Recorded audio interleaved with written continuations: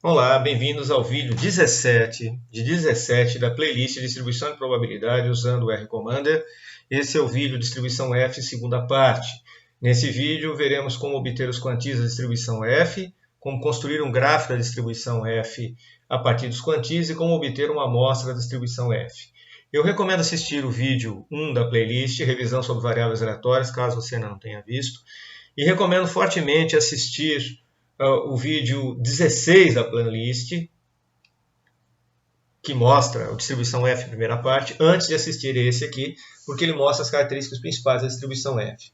A distribuição F é um modelo que é apropriado para variáveis contínuas, para variáveis que só podem assumir valores positivos. Então, se a sua variável que você está avaliando for discreta ou ela for contínua, mas puder assumir valores negativos, talvez não seja apropriado utilizar esse modelo, a não ser que você faça alguma transformação de variáveis. Nós vamos obter os quantis da distribuição F. Primeiro, o que é isso? Você fornece uma probabilidade acumulada e o R-Commander obtém o valor da variável mais próximo com algumas condições. Para variáveis discretas, esse processo é aproximado, porque às vezes não existe uma correspondência direta do valor da variável discreta com a probabilidade acumulada que você está fornecendo.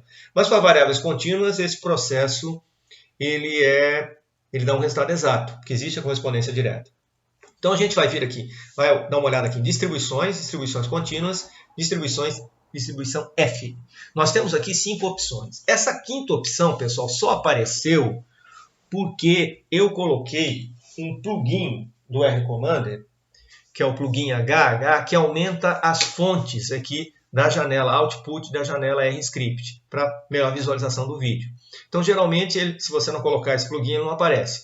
E a plotagem aqui da hipótese F, nós não vamos fazer isso no momento, porque não interessa para nós, só interessa a parte de probabilidade. Então, a gente vem aqui em quantis da distribuição F. Probabilidades. Quaisquer valores entre 0 e 1. E se você vai apresentar o valor, o separador de decimais no R-Commander é um ponto, não se esqueça disso. Então, vamos usar os valores que a gente utilizou nos outros vídeos, 0.05, 0.1 e 0.2. Grau de liberdade numerador 9, denominador 9 também, para manter a coerência com o vídeo 16. Grau inferior. O R-Commander retornará o valor da variável que segue a distribuição F com esses dois valores aqui, de grau de liberdade, uma probabilidade acumulada, o valor da variável que tem a probabilidade acumulada até ele igual a 5%, igual a 10%, igual a 20%. E na cauda superior, retornará o valor da variável que tem a probabilidade acumulada acima dele, 5%, 10% e 20%. Então, por exemplo, vamos fazer os dois, mas vamos começar com a cauda inferior. Então, veja aqui, para 5%, o R-Commander retorna o valor 0,3145749. Então, até esse valor você tem 5% de probabilidade acumulada. Depois, para 0,1, ele obtém um valor 0,4097789. Até esse valor eu tenho 10% de probabilidade acumulada. E para o 0,2 ele retorna o valor 0,5594839. Até esse valor eu tenho 20% de probabilidade acumulada. Repare, pessoal, esses quantis só valem para esse conjunto de graus de liberdade aqui. Se eu mudar um deles, já vai mudar o valor dos quantis, certo? Veja, todos os procedimentos que você faz nos menus ficam registrados aqui na janela RScript. Você pode salvar esse script para utilização posterior. Vamos fazer um gráfico da distribuição F, usando agora os quantis,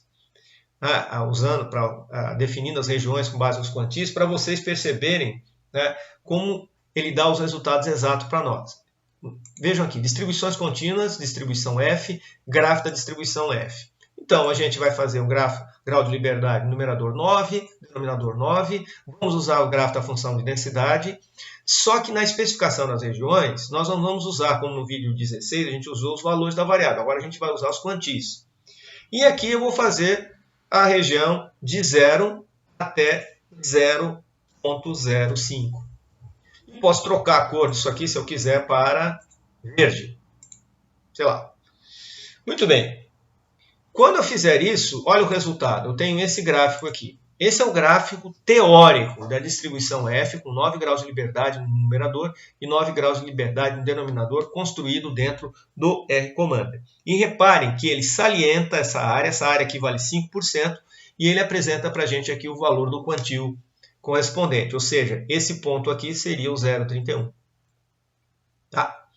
Isso é muito legal, ele dá o valor exato para nós e a gente pode utilizar esse gráfico posteriormente. Para fazer isso, a gente recomenda que você copie ou salve. Tá? Geralmente, o melhor formato é o Metafile, que ocupa menos espaço, é mais fácil de inserir em outros programas de edição de texto, por exemplo.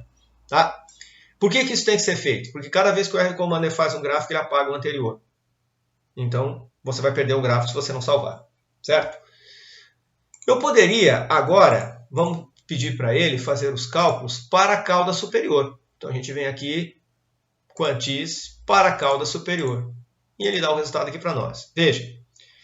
Então, acumulado acima de 3,17178893, você tem 5%. Acumulado acima de 2,440340, tem 10%. Acumulado acima de 1,787362, eu tenho 20%. Novamente, isso vale para esse número de graus de liberdade aqui. Se eu trocar o número de graus de liberdade, muda tudo, certo? E eu posso fazer um gráfico também, mostrando, por exemplo, a área acumulada superior. Assim, ele vai dar esse quantile aqui, 3,17 para nós, ou 3,18, fazendo arredondamento. Como é que a gente faz isso?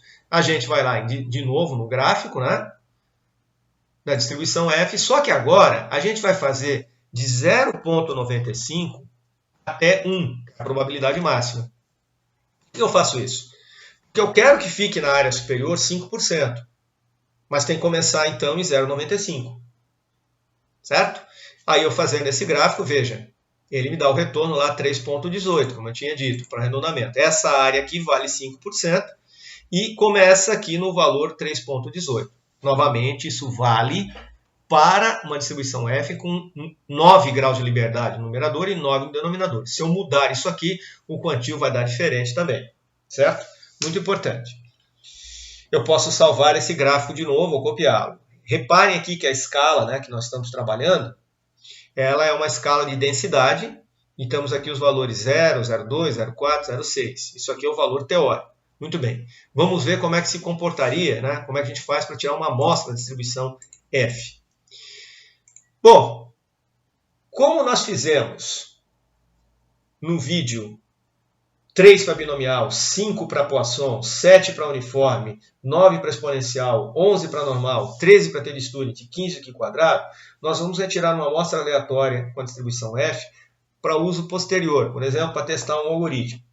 E a gente vai criar um conjunto com uma variável e um determinado número de casos. E a gente vai fazer uma análise exploratória depois, vamos construir um histograma para ver como é que se comporta o conjunto de dados. Então a gente vem aqui, distribuição F, e pede a amostragem da distribuição F. Certo? Então, ele dá o número do conjunto de dados, um nome padrão, você pode escolher os parâmetros, nós vamos colocar os que a gente vem utilizando, 9 graus de liberdade, tanto no numerador como no denominador, tamanho de amostra, linhas, o padrão é 1, mas eu quero uma situação que tenha 1000 observações, 1000 linhas. E o número de observações, colunas, ele coloca 100, mas eu vou colocar uma. Eu quero uma coluna só, 1000 observações. E nesse momento aqui eu não vou adicionar nada ao conjunto de dados, certo? Então, tudo isso pronto, pressionar OK, e ele gera o conjunto de dados. Podemos dar uma olhada aqui. Então, a gente tem as observações, com várias casas decimais, né, de 1 até 1000, seguindo, né, a distribuição F com 9 graus de liberdade no numerador e denominador. Não se esqueça, todos os procedimentos estão registrados aqui na janela RScript e os resultados também você pode salvar. Muito bem. Agora nós vamos construir um gráfico disso aqui. Vamos ver como é que ele se comporta. Tá, então a gente vem aqui no gráfico histograma. Para quem não sabe o que é histograma, você tem uma outra playlist lá no meu canal que fala sobre análise exploratória de dados usando o R-Commander. Então lá vocês podem ver informação como é que constrói gráfico para variável discreta, variável contínua e outras coisas. Então vamos aqui, histograma, e aqui só aparece uma variável OBS, né, e as opções. Veja, As opções são contagem de frequência, percentagem e densidade. Se eu escolher densidades, a escala do histograma ficará de tal maneira que a soma das áreas das barras será igual a 1, o que pode ser interessante para avaliar a aderência ao modelo teórico. Então a gente vai escolher densidades.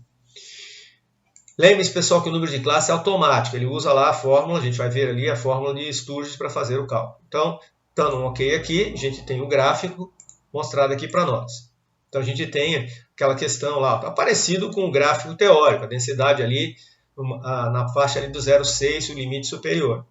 Você vê que é claramente assimétrica a distribuição e a gente consegue obter esses resultados apropriados. Bom, tem um gráfico, pessoal, que pode ser usado para avaliar a aderência, que é o gráfico de comparação de quantis.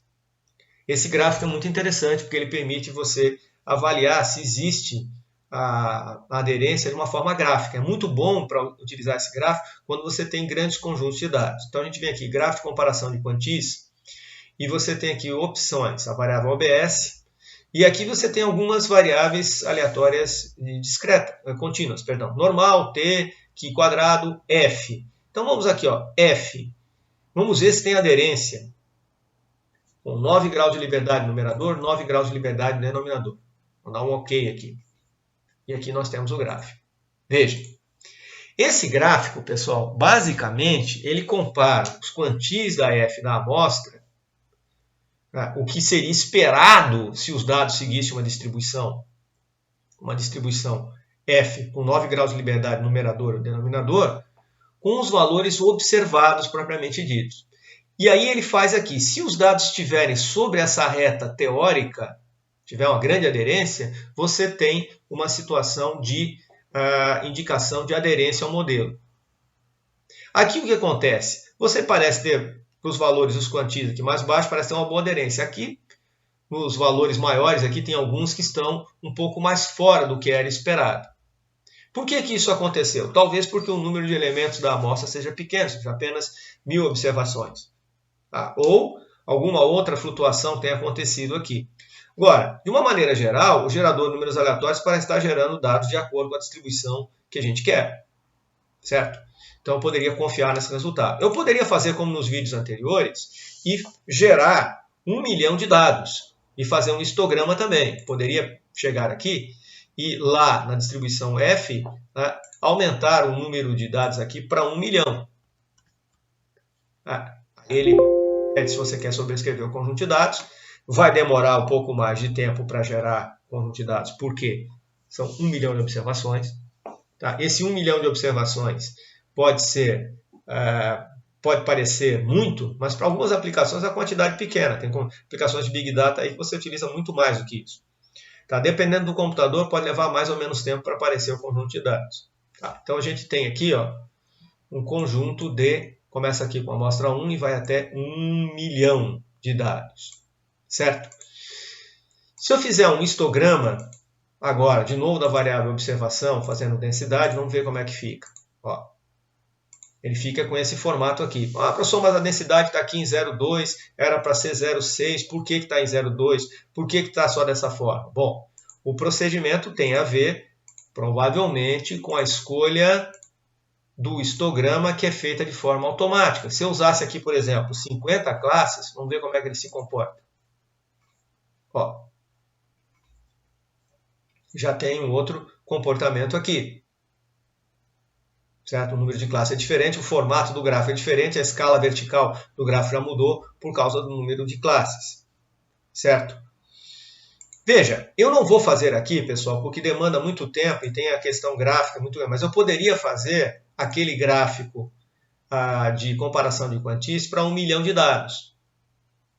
Eu não vou fazer porque demora bastante tempo para fazer isso. Mas se eu fizesse, provavelmente com 1 milhão de dados eu teria uma aderência bem melhor àquela reta esperada. Porque o programa vai gerar uma quantidade muito maior de dados, os valores discrepantes vão ser amortizados pela grande massa de dados. Certo? Então, isso aqui sirva também de aviso para vocês, que o histograma, pessoal, ele tem esse problema de você modificar o número de classes e você ter um resultado diferente. Você ter uma uma constatação diferente. Então a gente tem que tomar cuidado com isso. Lembrando que eu posso copiar e salvar esse gráfico aqui, em formato metafile, que é o recomendável para depois utilizar em outro lugar, e tudo que eu fizer nos menus fica registrado nos scripts. Bom, era isso para esse vídeo. Comentários e perguntas abaixo, e não se esqueça de se inscrever no canal. Obrigado e até a próxima.